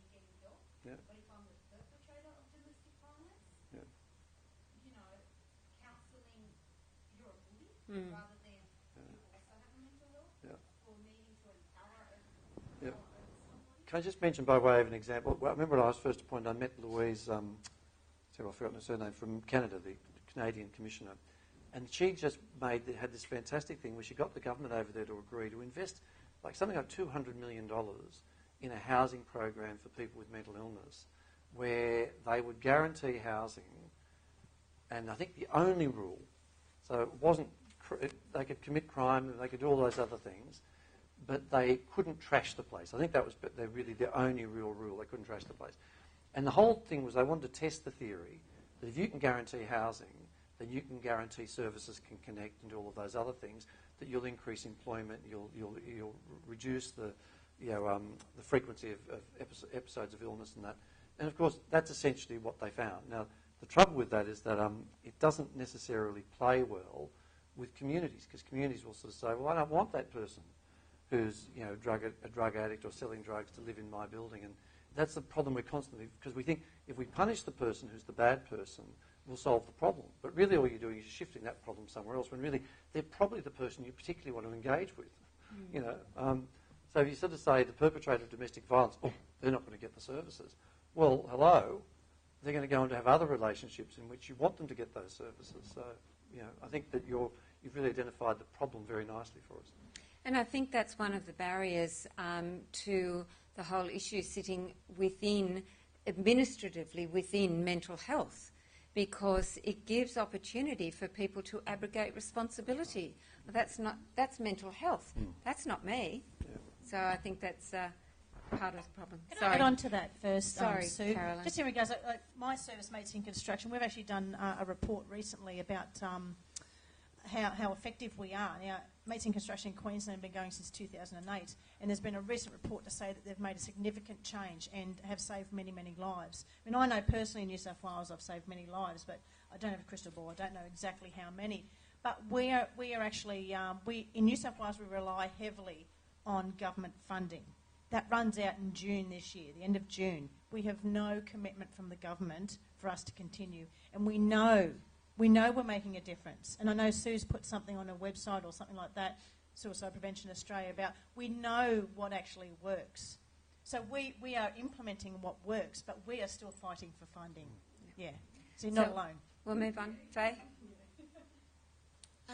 Faye Jackson, Deputy Commissioner with John, and General Manager of Inclusion at Richmond PRA. I'm not as nervous as I look. I take lithium. A few things. So much to say, so little time.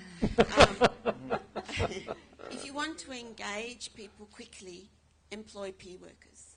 They will engage the people quickly with the services as well. Peer workers who know what they're doing can engage and build bridges and tear down walls very quickly.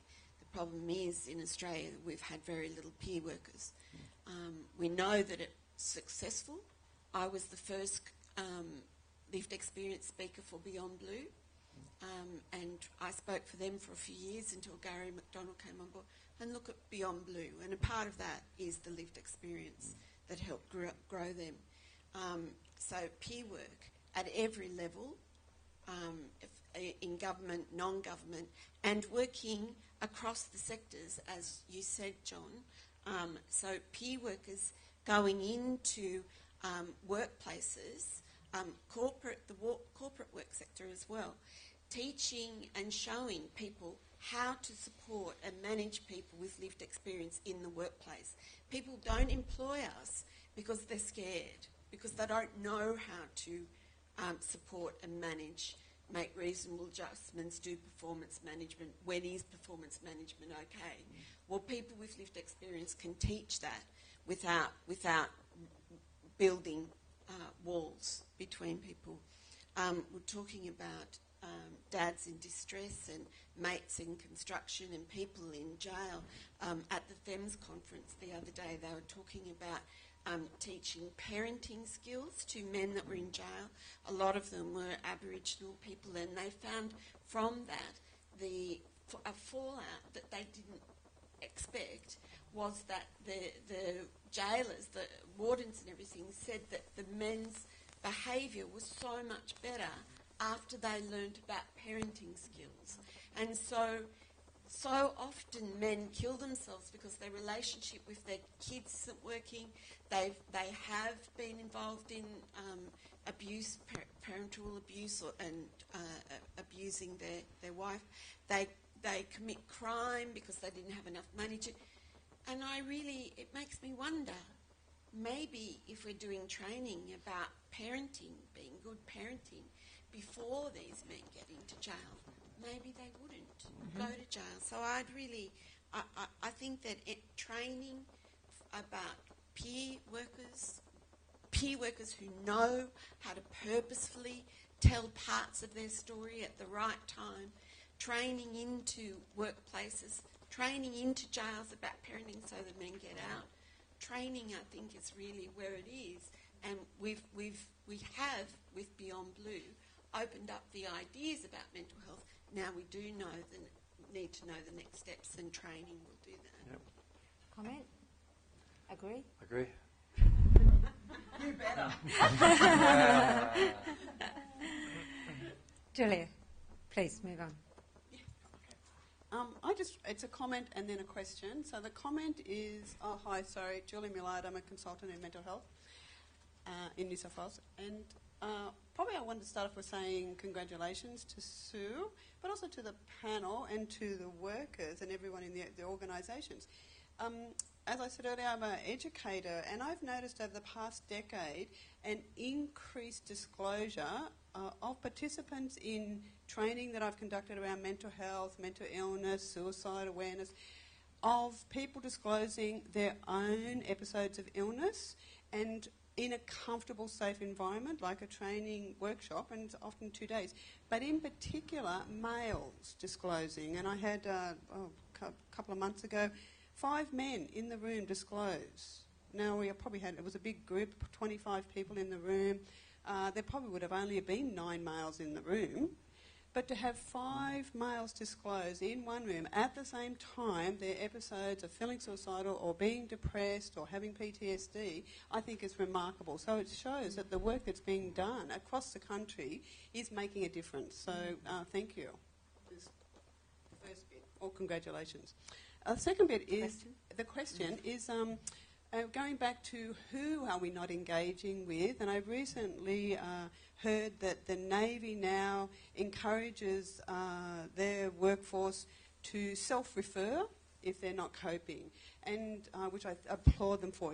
Before you'd have to go through an officer and seek that to do that. Now you can just do it yourself. I'm just wondering what's happening with our frontline workers, police and ambulance. I can say a bit. I think there's a lot of activity, say, in the policing space and what they sometimes refer to as the first responder space. But so, just in the broader sense, in New South Wales, there's a commitment that all police will have one-day training in relation to mental health, which is for a big force, 16,000 people, it's a big commitment. But they've done so because they'd had a 4-day training course, and they recognised that on a 4-day training course they were never going to get to all police. It just wasn't going to happen. So they've got a big senior contingent of police now who've done the 4-day training. They're now moving to 1-day training. But the awareness area now with policing that they're talking a lot about is obviously their own risk in terms of mental illness and suicide, but also the changes that have happened over I don't know how many years it's happened over there, where they've moved from discouraging police, I suppose, from exiting the force. When police were hurt on duty, there'd often be a claim, there'd be litigation, and then they'd leave the force with a settlement and go off. And once they'd separated from the force, of course, they had no community there. They'd lost that. So I think there's a real awareness now of trying to make sure that police are embraced in that community. But I think there's a whole series of issues for all first responders in terms of the stressful environments they work in. And there's a lot more discussion around that. I can't tell you exactly where ambulance is at on that, but I know there's certainly a lot more awareness around it. And there's some good work going on in New South Wales at New South Wales University. There's a chair now looking at the issues around first responders and their stress levels and all that sort of stuff. So I think there's some really good work in the space. Just point out that there could be a problem, may not be, but I've spoken to some workers, and a particular one, he had a friend who was a police officer, and he was suffering PTSD, which is, I think, a very, very common thing in the police force for what they do. He was going to counselling. He was ticking a box, and that's where my concern is that the police force might be saying, okay, that person's getting counselling, they're all okay. Are they okay? Possibly not. No, this person was suicidal, and the fact that is it being followed up? Is someone following up with these individuals saying, how's that working for you? How's that changing for you? Are you feeling better? What's the outcomes? Yeah. And next week, the New South Wales Police are having a conference where they're bringing all of their people together to be part of a discussion around their mental health programs and what they're doing. So there is action happening there. The other thing is that there's some work being done with ambulance through a Turning Point project in Victoria, which I think has now got national support. So there's some bit more stuff and happening Beyond Blue there. is commencing a program, I think, with Queensland at the moment, but probably the other states as well. Again, looking at those issues, in particular around policing. Yeah. How are we going for questions? Kate? Excuse me. I just got a question on some services which I'm sort of finding can be risk adverse. So when people... Kate, that's better. Can you hear me? When people say might be in need of most help, they could be too complex and being turned away ping-pong between different services and no one wanting to take responsibility, especially when they are suicidal but have other complications. I'm just wondering how that can be addressed in capturing stories from people falling through the gaps in the system. Sure. Well, just from a New South Wales perspective, I think, for instance, I attended on Monday morning the New South Wales Eating Disorders Forum, which is it's a sort of it's a picture window really into problems we have with services, I suppose, in terms of in New South Wales. I mean, the problems with eating disorders are, in terms of mortality and morbidity, are writ large. There's no doubt about the significance of the issues, and yet the complexity of dealing with those issues in terms of mental health and physical issues, we know we've traditionally not done very well. And so it goes from the most basic about how does a person, say in regional New South Wales, get connected with services that aren't there in terms of specialist eating disorder related services, but also how does everyone from the local general practitioner through to a hospital know how to respond or how to identify properly the fact that what they're dealing with is an eating disorder in relation to the physical health issues. So I mean, I think we've had this discussion before, but the classic thing at the moment, until you get services across the board that are competent to deal with those sort of initial issues, you end up with situations where people are either said to be not sick enough for one service or too sick for the other service, and so they just get bounced between them. And that's the real dilemma. Now, how you, in a big state, increase the competency across the board for everybody, that's the challenge that's part of this New South Wales Eating Disorders Plan at the moment, is to recognise that you need to make local health districts accept that this is just core business.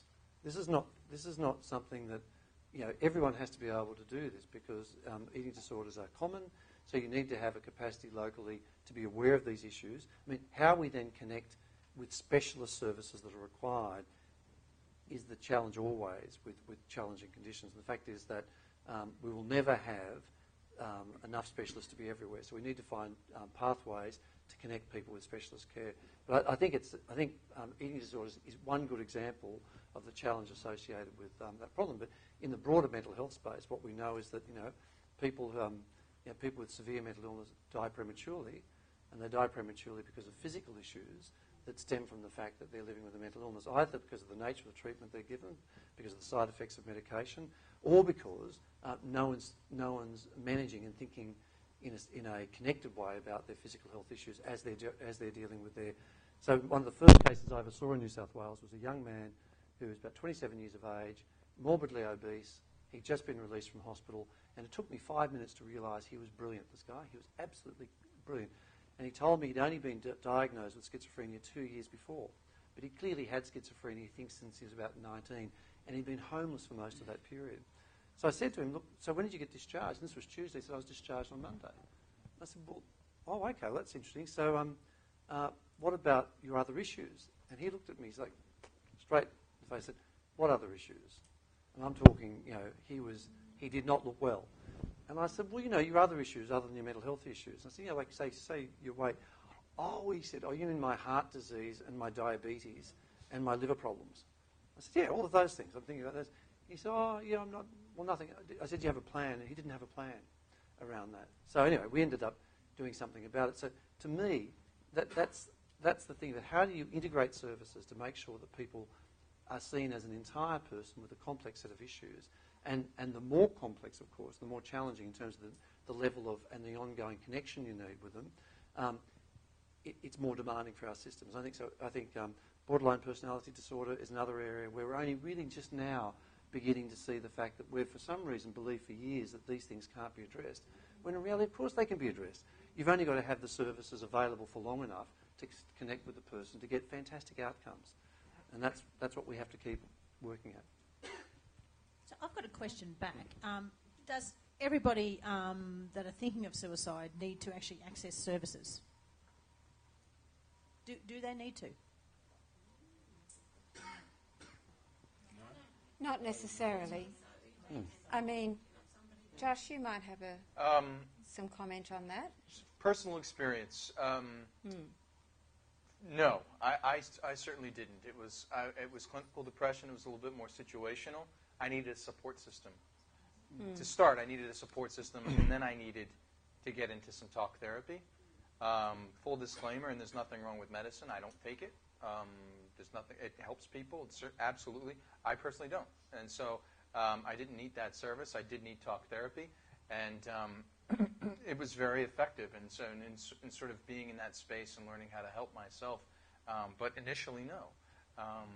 My clientele are actually reluctant to access services a lot of the time. So I'm actually an assist trainer. So I've trained up many workers, so ordinary people, to do to save people's lives and intervene on suicide. And a lot of the time, that's all that people actually need. Obviously, some people do have mental illnesses that need to be tended to and so forth, but generally speaking, that can quite often be enough.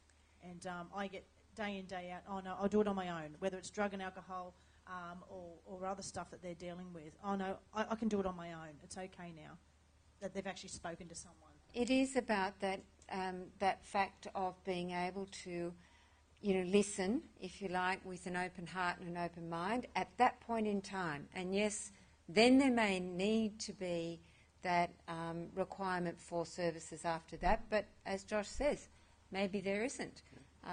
And again, it goes back to our taxi drivers and hairdressers, John, doesn't it? How is it that we skill those people with whom we come into contact in the community regularly enough so that they can recognise that conversation and have it, and also then have the wherewithal to be able to provide someone with the information. Robin. Hi, my name's Robin. I'm from SANE Australia. I'm the media manager there. Picking up the point about hairdressers, I think it's really interesting. I have a comment and then a question. I've written stories. I'm just a journo, so I'm not a clinician or any, and I admire you all in this room.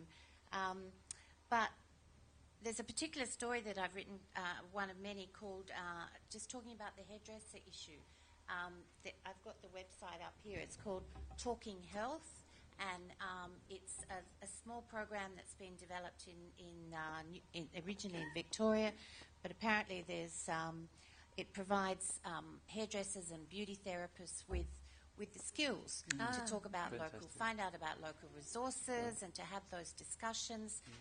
It's now in Lismore, Port Pirie, Noarlunga in South Australia, Japan, Ireland. And the comment I want to make is I just find it extraordinary, and I hope that people agree that there's so many resources out there. We have to get better at understanding and sharing those because really, I was in a workshop the other day and somebody said, I'm a teacher and I don't know where to access stuff. I mean, kids matter. There's just, there's got to be a better way of a clearinghouse for this information because so many things have been written, so many resources. And, I mean, this is a classic, and it's a great program, and yet we've got to just share them better. And thank you. And the question was just around stigma. I'm just wondering about going further upstream and just talking about stigma reduction, and if the panel has a view on, where that comes into the equation, and what we could do with that. Josh, let's start with you. Yeah, stigma reduction, being someone with lived experience, maybe it's an unnecessary burden I put on myself, but there is such a stigma around people who have attempted or people who have actively had suicidal thoughts at one point in their life. And so I see it as like I've got to wave my banner big and strong and high, and so I've got to be a beacon of sorts. To say, it's not a congruent example, but there was a time in the U.S. when it was difficult to get a job as a black man. And so I'm not making that same, believe me, I'm not, but there's some similarities there where it's difficult to get a job in some cases as a person of lived experience. How do I disclose? What do I talk about? I'm on meds. Can I go up and work on that windmill? Are you going to make me go out of work, etc.? And so for me, I want people to see that we're fine. We're normal. You wouldn't discriminate against someone with kidney disease or heart disease. Obviously not the same thing, but some similar components to that. We should not do that to people with lived experience. And so reducing stigma means living a good example and living a good life and trying to show. So maybe that's an unnecessary burden, but I think reducing stigma, continuing to talk about it in a healthy context, specific guidelines, making sure that we're safe about in the methods and means and how we talk about it. But I think that the way that we reduce stigma is we continue to have people with lived experience talking about their stories in a safe context. Carolyn, you've mentioned this with your clients. Yeah, stigma is a big thing. No, I just believe more people, and we encourage this at our training that to talk about it, and we give people an opportunity to talk about their experiences with our training and so forth. I just think getting the word out, suicide, for people is really, really difficult. And we, in our Suicide Alert Helper, we get people to actually ask, are you thinking about suicide? And those words are really, really powerful. And I mean, stigma is a big thing that, and people are shameful of it and stuff like that. But I think the more we talk about it, and I sort of relate it back into about cancers. And I maybe step in the mark here because Sue's an expert in this. But like years and years ago, we never talked about breast cancer and prostate cancer. Where now we're like services like ours going in and talking about suicide. We need to start talking about suicide, and it's okay to talk about it, so that people can actually get the help that they need when they need it. Like it's okay to talk about it. We can get that word out of our lips. Yeah. I think also I think it was the work Beyond Blue did in their Man Therapy program around men's preferences for utilising online support in the first instance. And how, I guess, though, it is, like you've just said, Rob, how do we actually make sure that everybody knows about the fact that these things are available? And certainly one of the things Suicide Prevention Australia is looking to do is firstly to map services and activities in suicide prevention across Australia, and it'll be at a very high level initially, but flowing on from that, we hope to be able to build out of that a better practice register. So there will be one place where everyone could come to see what is it that's going to work, or what are the things that have worked and might work in my community.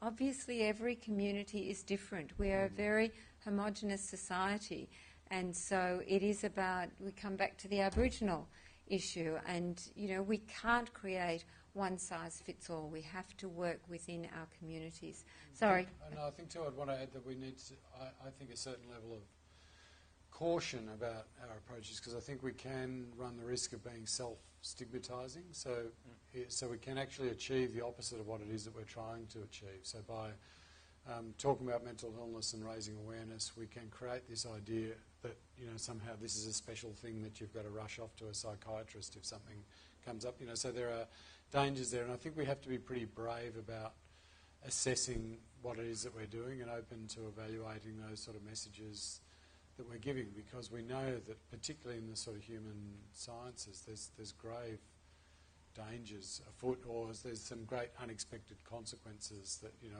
potentially await us. I remember the early evaluations of life education centres, which were those buses that were meant to help kids with their drug education and so on. And the early evaluations suggested the way the program was originally structured was resulting in kids with high self-esteem going out and experimenting more with drugs because they had the knowledge and because they sort of were better informed to make decisions. Now, that wasn't the intention of those programs. So with the very best of intentions, we can achieve outcomes that we're not seeking. And I think we have to be really brave about understanding what it is we're doing and assessing that realistically. And to close the conversation? Thanks, Sue. Look, I think firstly we've made great progress. We are much better at a community talking about many things than we were years ago. I think, still I think as you get towards the more severe end of illness, and mention the word psychosis, and most people will still go, I don't want to go there, I don't want to talk about that.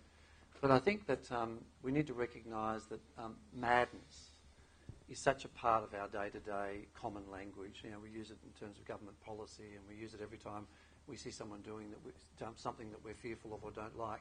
That there's a lot wrapped up in that, and somehow we have to be able to say, look, the human condition, emotional distress is very common to the human condition. It's unlikely we won't all experience, and there's a spectrum. And some of us will go through terrible things in life where we'll be high periods of emotional distress, disabling periods, but we overcome them and we move on to have very, very quickly to have sort of to our productive lives.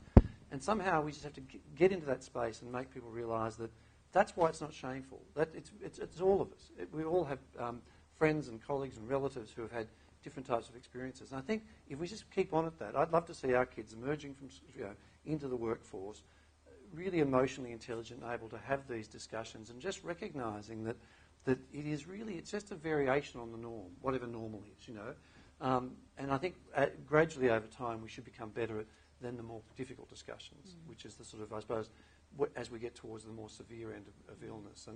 And the difficulty in that space is when we talk about the severe end of illness, that's not to say, of course, depression isn't really severe because, of course, when we talk about suicide, we're often in that space. So it's a complex area, but I feel optimistic that the cat's out of the bag, we're talking about it, and we're not going to stop talking about it. Yeah. Great note to finish on. Thank you very much. So that's been a very interesting discussion. I hope that you have taken some pearls of wisdom from that. And could I just ask you to join with me in thanking the panel? And are you able to stay with us over the lunch period? So yes.